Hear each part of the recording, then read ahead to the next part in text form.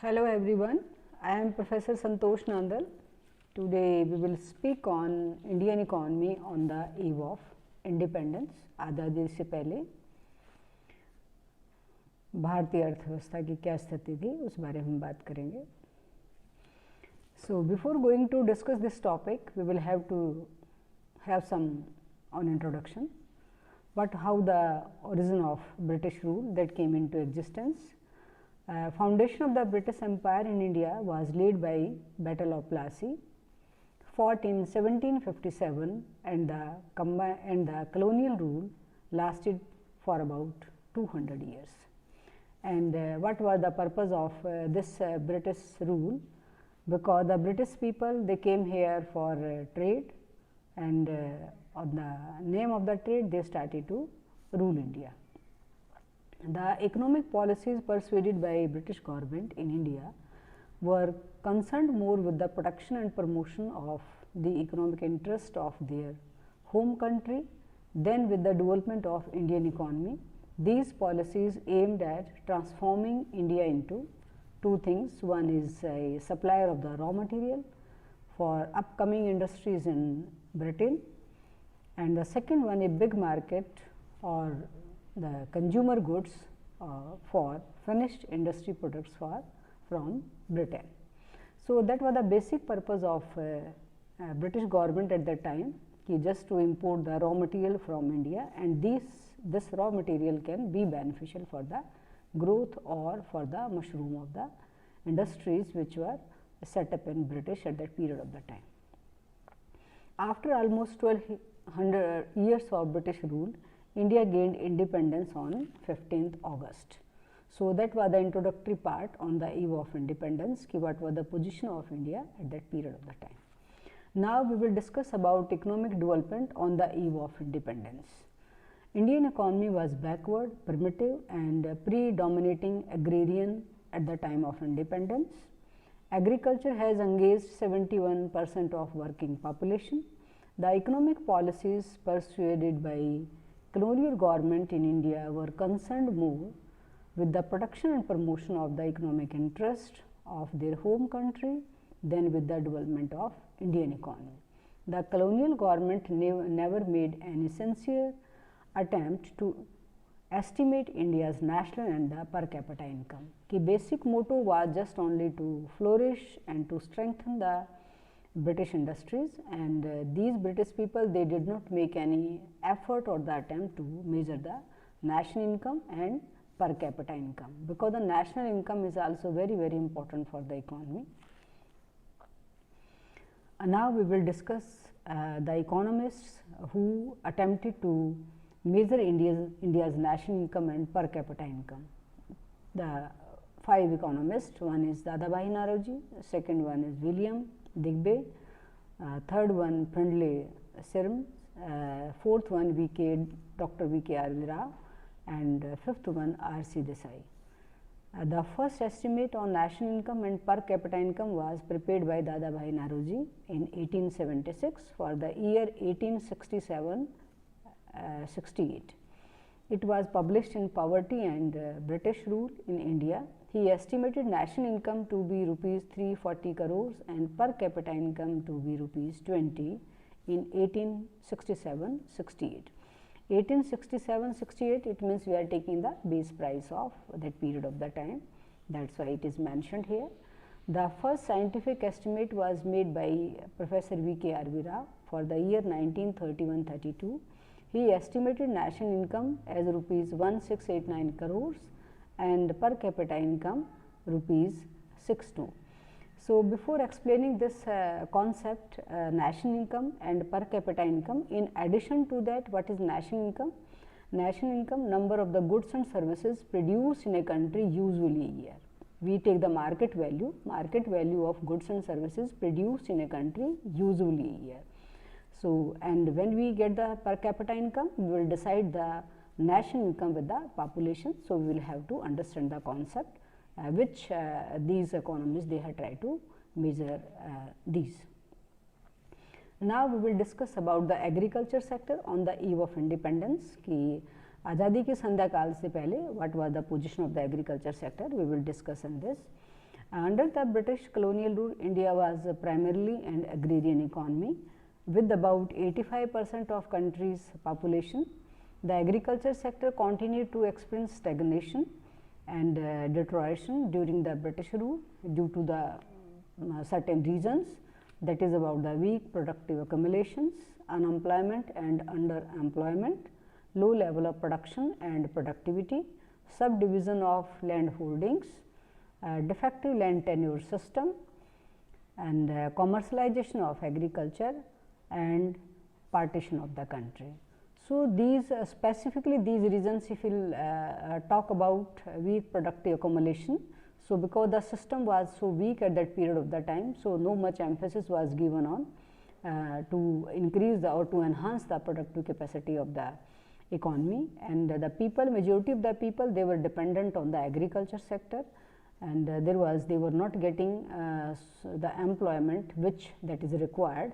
So, the people, they were the unemployment or they were the underemployment at that period of the time. The land holdings that were also subdivided, because in addition to that I want to explain here, because the Jamindari system that was also there, and during this Jamindari system, so they were collecting the land revenue from the farmers, and there was no fixation of the how much percentage of the land revenue that will be collected.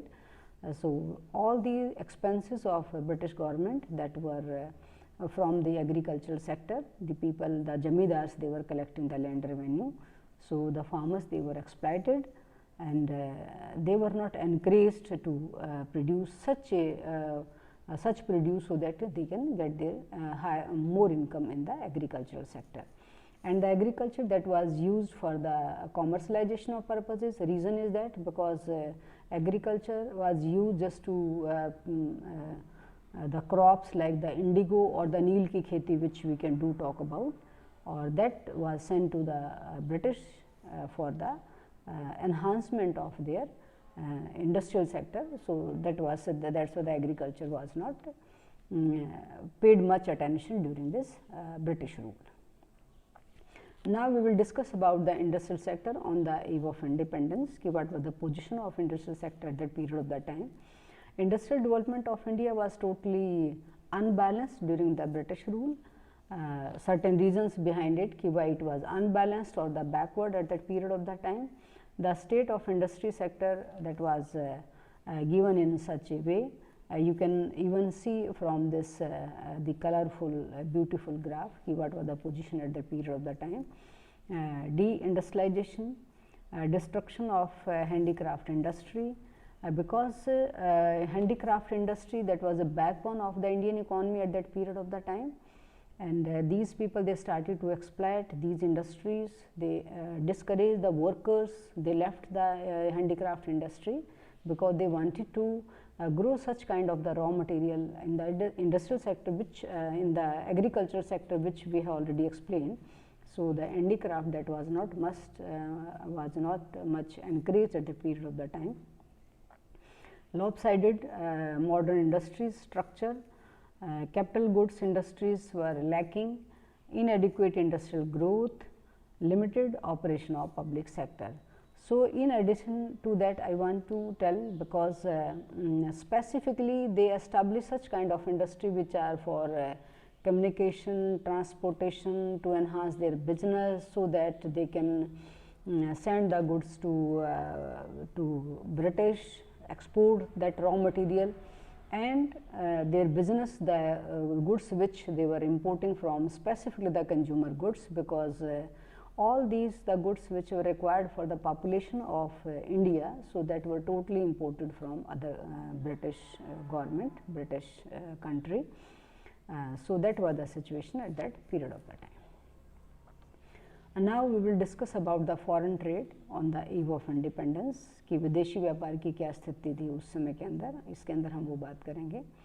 The restrictive policies for commodity production, trade and tariff pursued by the colonial government adversely affected India's foreign trade in the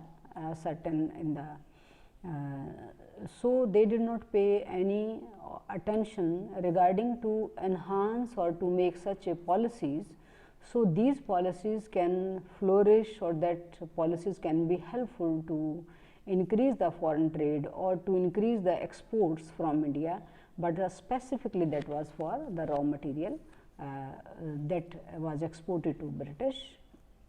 So, that was the basic motto of this. So, change in composition of trade we will discuss in that. India became an exporter of the primary products such as raw silk, cotton, wool, sugar, indigo, jute, etc. And so, importer of finished consumer goods like cotton, silk, woolen clothes, capital goods like light machinery produced in the factories of Britain. So, all those finished goods that were imported and the raw material that was exported, and if you see the price of these goods, so certainly the primary goods prices that will be lower, they will be cheaper, and the goods which we are importing from Britain, that finished goods, so their prices that will be higher. And the second one, change in direction of trade. British maintained a monopoly control over India's exports and imports.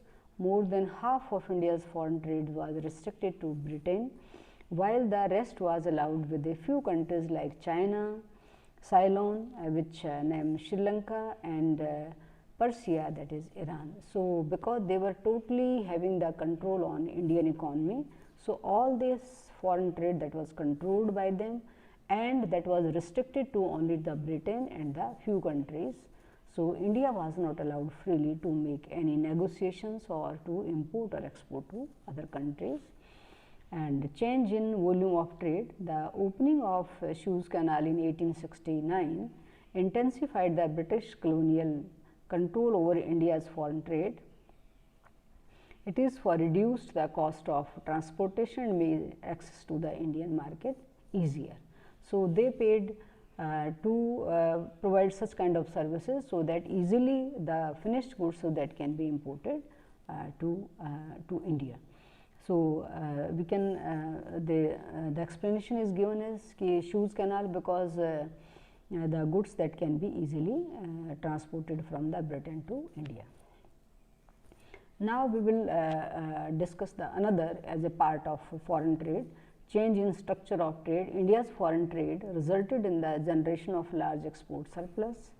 The surplus came at a huge cost to the Indian economy, and as the export of primary products, raw materials resulted in scarcity of the several essential commodities, food grains, clothes, kerosene, etc. in the domestic market.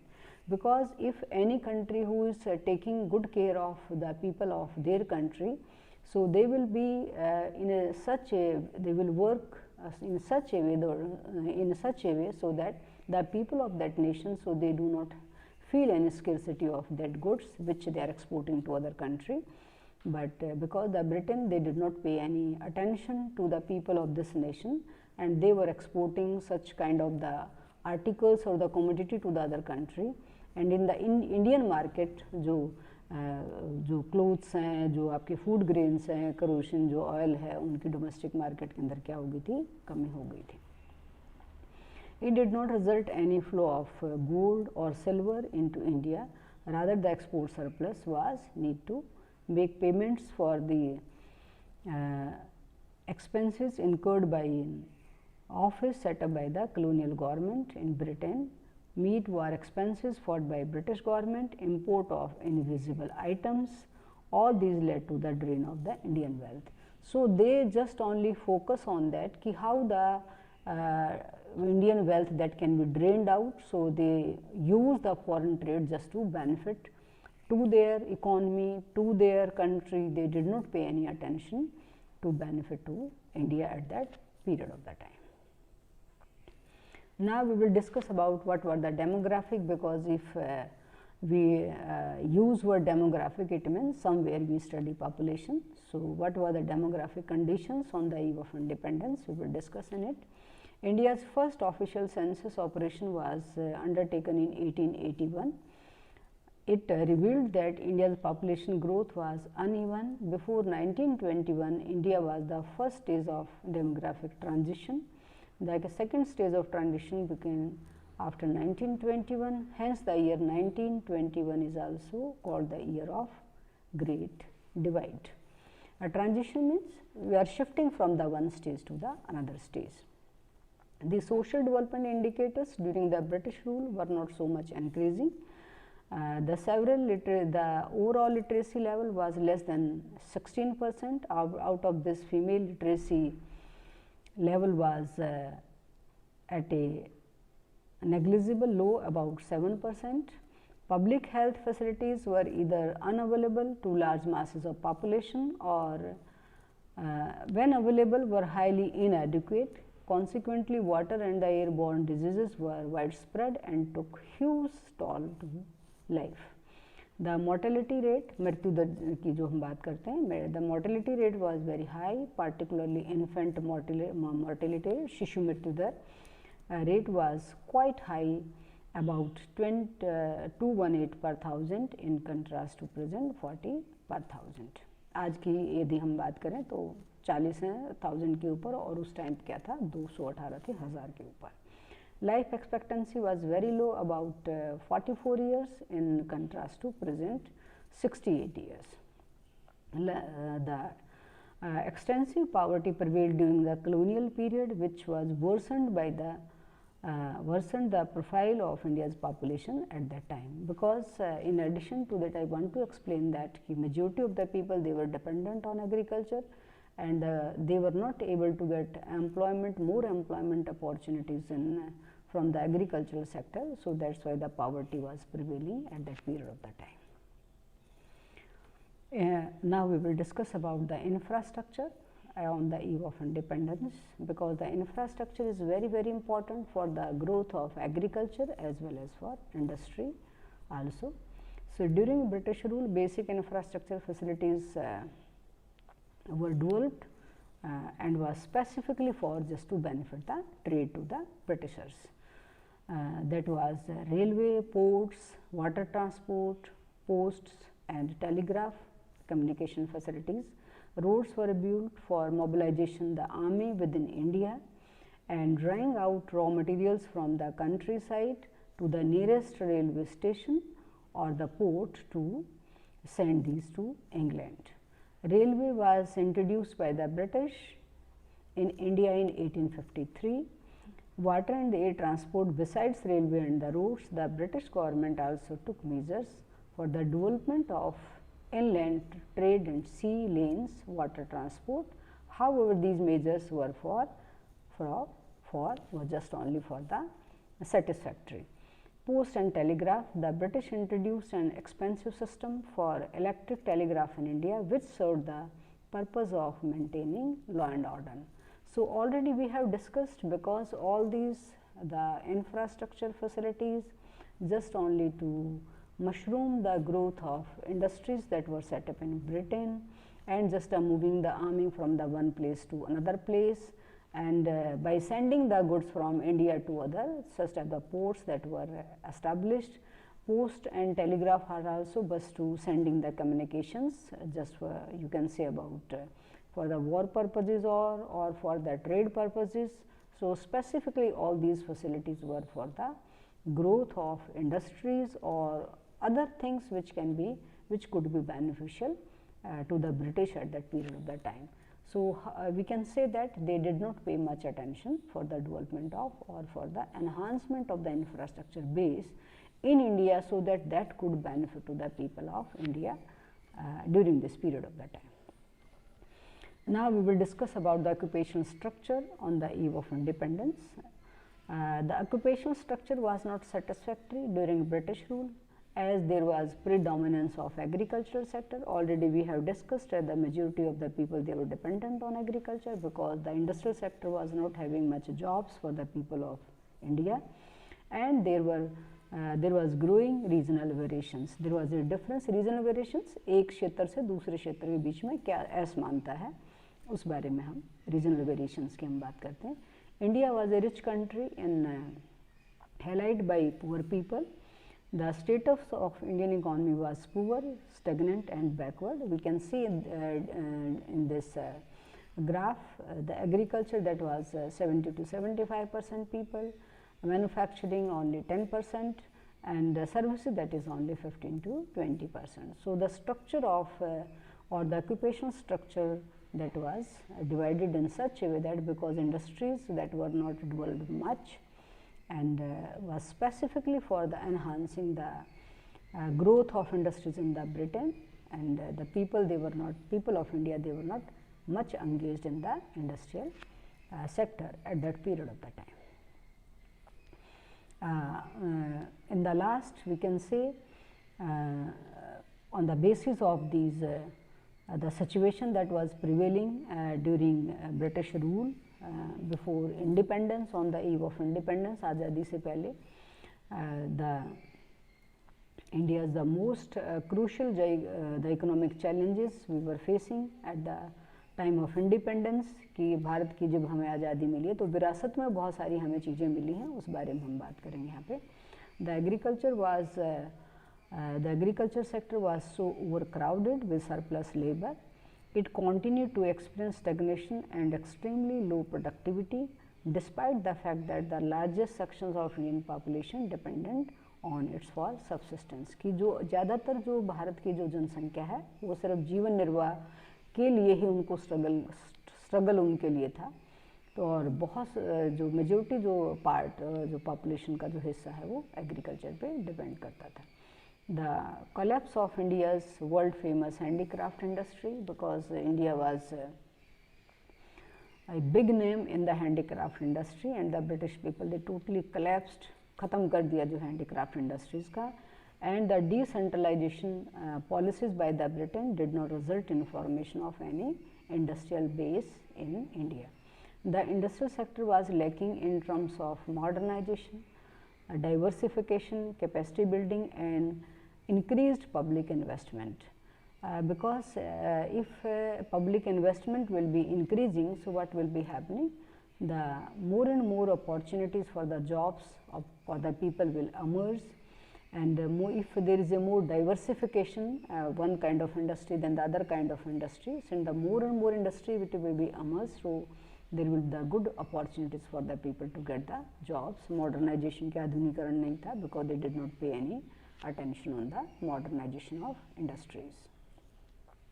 The foreign trade was oriented just to feed the industrial revolution in Britain.